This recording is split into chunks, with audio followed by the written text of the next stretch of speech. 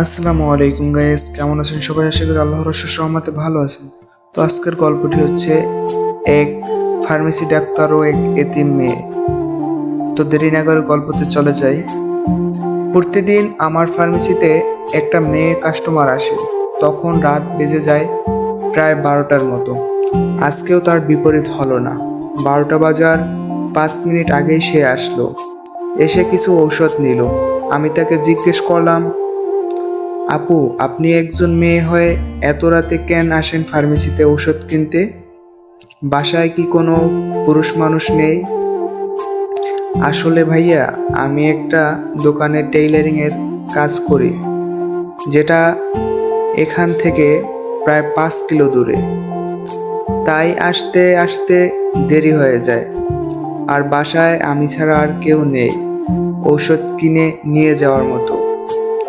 আম্মু আছে, কিন্তু সে অসুস্থ। আর ঔষধগুলোও আম্মুর জন্যই নেই প্রতিদিন। ও আচ্ছা, তাহলে একবারে সব ঔষধগুলো কিনে নিয়ে যান, তাহলে আপনার সুবিধা হতো আর কি। মাস শেষে যেই টাকা বেতন পাই, সেটা ঘর ভাড়া আর খাবার খরচই শেষ হয়ে যায়। তাই একসাথে ঔষধগুলো কিনতে পারি না।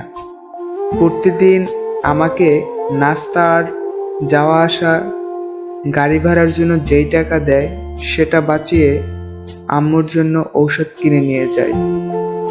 মেয়েটার কথাগুলো বুকে এসে বাঁধল। একটা মেয়ে কতটা অসহায় হলে প্রতিদিন 5 কিলো, মোট 5 কিলো, 10 কিলো হাঁটতে পারে। তাকে কিছু বলে সান্ত্বনাও দিতে পারলাম না।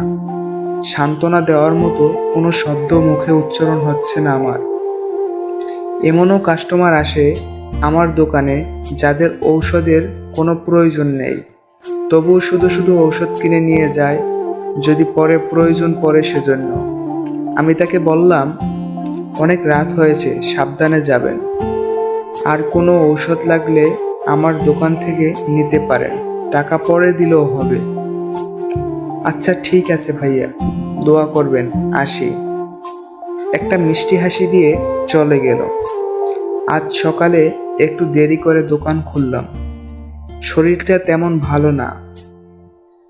দোকান খুলে মাত্র বসেছি, হঠাৎ করে সেই মেয়েটা এসে বলল, আপনার জন্য প্রায় অনেকক্ষণ ধরে অপেক্ষা করছি ভাইয়া।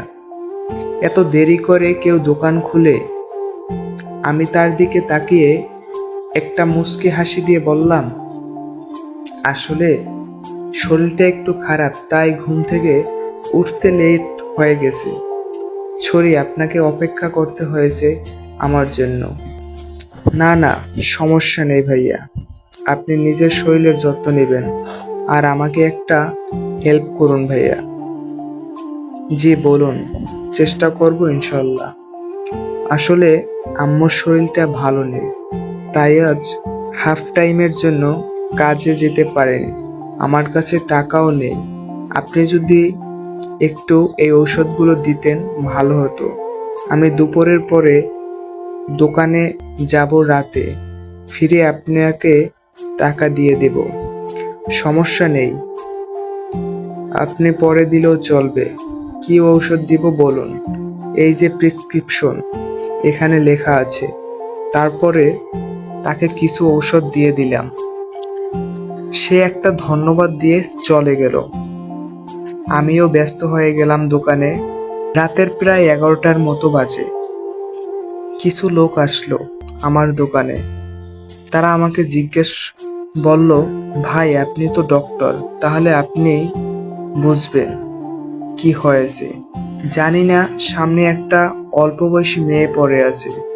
শরীর থেকে অনেক রক্ত বের হচ্ছে, তবে মনে হচ্ছে ধর্ষণ মামলা। ভাই, মেয়েটার অবস্থা খারাপ ভাই, বাঁচবে কিনা আল্লাহ জানেন। আপনি একটু আসেন আমাদের সাথে। আমি কোনো মতে দোকানের শাটার নামিয়ে তাড়াতাড়ি করে তাদের সাথে গেলাম। একটু সামনে গিয়েই দেখলাম 4-5 জন মানুষ একসাথে জটলা পাকিয়ে দাঁড়িয়ে আছে। তাদেরকে সরিয়ে ভিতরে ঢুকে দেখলাম সেই মেয়েটা পড়ে আছে। শরীরের বিভিন্ন অংশে খামচির দাগ, তার শরীরের জামা কাপড়গুলো ঠিক নেই। একজন বয়স্ক ব্যক্তি একটা গামছা দিল, সেটা দিয়ে তাকে ভালোভাবে ঢেকে দিয়ে জিজ্ঞেস করলাম, এই অবস্থা কে করলো? সব সময়ের মতো মুখে মিষ্টি একটা হাসি দিয়ে খুব কষ্টে বলল, এ এ এখানে দিয়েই আসছিলাম। তারপর বাদ দেন ভাইয়া, যা জানেন আপনি খুব টেনশনে ছিলাম। আমি খুব টেনশনে ছিলাম আপনার টাকাগুলো দিতে পারবো কিনা, এই জন্য। এই যে আপনার টাকা। তারপর রক্তাক্ত হাতে কিছু টাকা বের করে আমার সামনে ধরলো। টাকাগুলো তার হাতের রক্তে লাল হয়ে গেল। সে আবারও বলতে লাগলো, ভাইয়া আমি ছাড়া আমার আম্মুর এই দুনিয়ায় কেউ নেই। এই কথা বলেই চুপ হয়ে গেল, আর কোনো কথা বলতে পারলো না। আমি নাড়ি চেক করে দেখলাম সে আর নেই, এই দুনিয়ার মায়া ত্যাগ করে চলে গেছে। সবকিছু এত তাড়াতাড়ি ঘটে গেল যে তাকে হসপিটালে নিয়ে যাওয়ার কোনো চান্সই পেলাম না। তাড়াহুড়া করে একটা ফুলের মতো প্রাণ চলে গেল এই দুনিয়া থেকে। কিছু জঘন্য পশুদের কারণে একটা ফুল ঝরে গেল এই দুনিয়া নামক বাগান থেকে। আরো একজন বোন ধর্ষণের শিকার হয়ে গেল। কোনো বিচার না পেয়েই দুনিয়ার মায়া ত্যাগ করে চলে গেল। আরো একজন মায়ের বুক খালি করে দিল কিছু মানুষ নামক নিকৃষ্ট জীব। এভাবে আর কতদিন? গল্পটা সংগৃহীত। যদি গল্পটা ভালো লাগে তো অবশ্যই আমার চ্যানেলটাকে সাবস্ক্রাইব করে বেল আইকনটা প্রেস করে দিবেন, যাতে পরবর্তীতে আরো নতুন নতুন গল্প আপনাদের মাঝে সবার আগে পৌঁছে যায়। ধন্যবাদ।